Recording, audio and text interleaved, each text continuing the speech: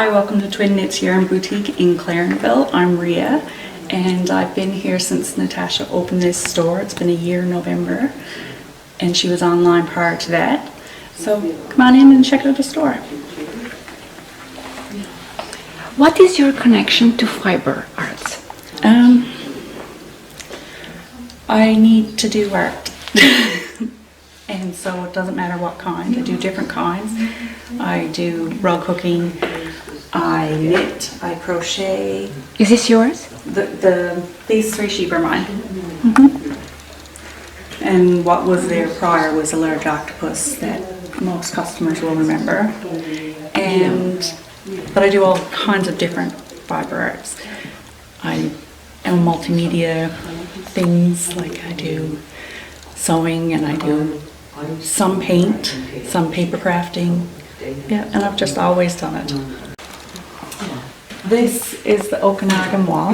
Natasha has a working relationship with the dyer in BC, and a lot of these colorways are done with Newfoundland themes that the dyer and Natasha have worked together on. And then this is dyed in St. John's, windswept fibers and design. And of course they have Newfoundland names as well. So do you know the names? One is Round the Bay, then there's Happy Adventure, which is a place in Newfoundland. Then there's the Republic colors, which is the pink, white, and green. And then there's Mussels on the Beach. And those are DK. One is DK and the rest are fingering weight sock.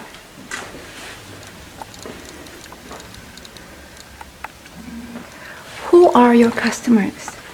Rug hookers, knitters, crocheters, and sometimes just people that want to come in and see what we have. Do you offer workshops? We have had classes. Another thing that our customers come in for is one-on-one help. If I'm here or Natasha's here and you have a question and we know the answer, then by all means, if the door is open, come on in. You can work here, you can ask questions, and I can help you. I see Estelle Yarns. Who are they? Estelle Yarns is a Canadian distributor. It's only available in Canada. While it can be made in different places, it is only available in Canada and is a Canadian distributor.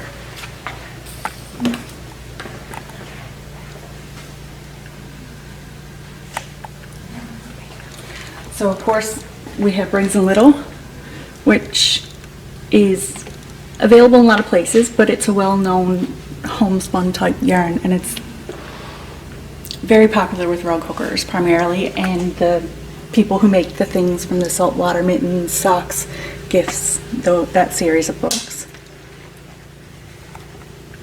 Then we have McCausland, which is from PEI,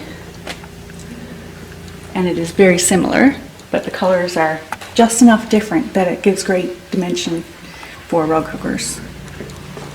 And this is our rug hooker themed, I'll say, with our fiber bundles and our linen and different yarns that we think would suit them more. What do you use?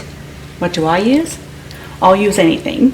Some people are only using, say, yarns. Other people work with nylons like pantyhose or wool fabric, but I will use anything. Did you notice a certain trend these days?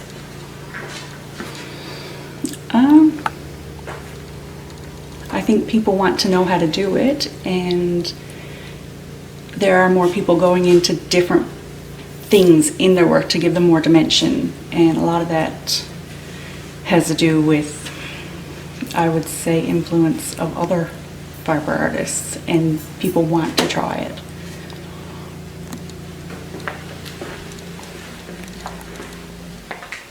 So this is Cascade 220 Grande. That is by Cascade, and we get them through Estelle, which is a Canadian distributor. And it's 200 yards of a chunky weight, which is not normally what you get with a chunky weight. And it's perfect for sweaters or rug hooking. Did you make your sweater? I did. I try to wear something I've made every day. So it could be a pair of earrings, it could be a sweater.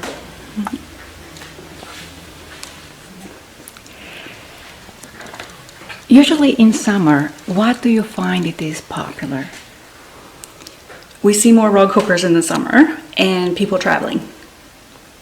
So a lot of people don't want heavy knitting unless they're sock knitting, because sock knitting is something that can travel with you, and that's really important for the summer. You don't want something that's going to be spread over your legs, making you too warm and uncomfortable. And I do find that the Okanagan is much more popular in the summer, as well as the windswept, because they are named after here or dyed here. Do you collaborate with students, schools? Personally, I have, and the store has assisted with that. I've worked with the different high school or middle school or the elementary school doing days with their students for Skills Day, and I used to run a program at the elementary school that followed a specific set of students until they finished at that school. You have an event coming up in August. So we are the sponsor for the Clarenville Regional Fiber Festival, and that's really exciting, and there's a lot of things for that, but I'm not the best person to speak to about that. We have those ladies here. Can I get your name, please? Deidra Strawbridge. So you are in charge with the event in August? I'm one of the co-chairs, and Theresa Pin here is the other co-chair for the festival. And we've got a great committee in place to help get this off the ground. It's a 3-day event. Yes, it's 3 days, starting Friday at 3 o'clock from 3 to 9, and till Sunday from 10 to 4. And we've got an artisan market, and there's over 65 vendors.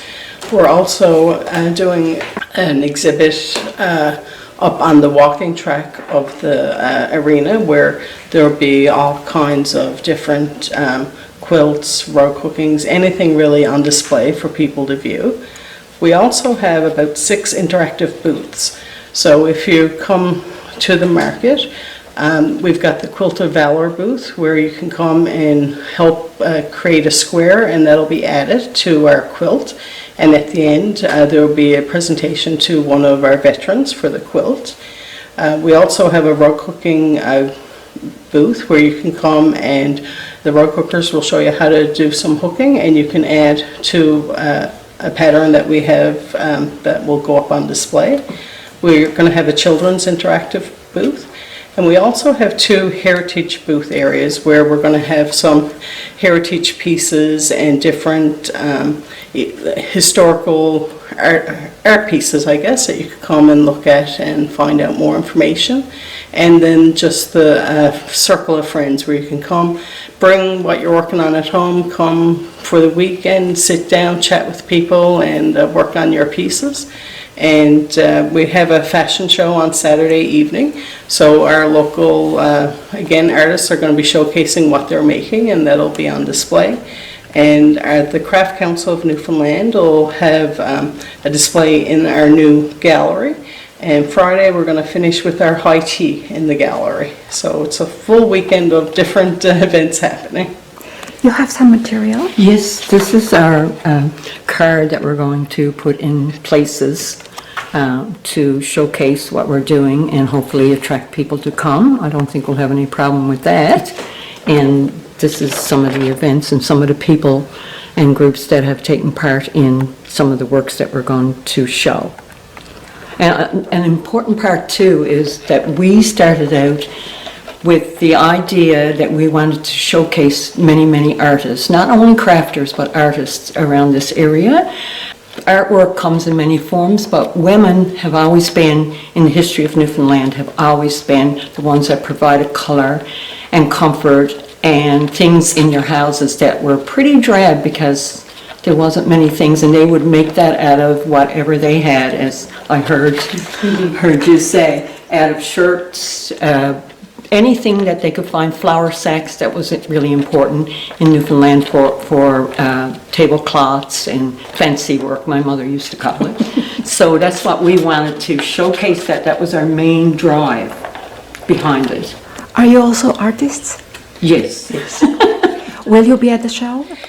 Yes, yeah. Well, I'm more of do resin artwork, that type of artist. She's really good. Her stuff is beautiful. Yeah, we're going to be there. Our quilting group, provided some of the quilts. Our rug hooking group that we have here, Random Rug Hookers, we're going to have the display, and we're going to have also an interactive place where people can go. I think you already pointed it out. People can go and sit down, and our rug hookers are going to be there rug hooking, and some of their work will be displayed behind them also. And if anyone, our applications are still open, so if someone wanted to put something on as an exhibit or put something into the fashion show, they could go.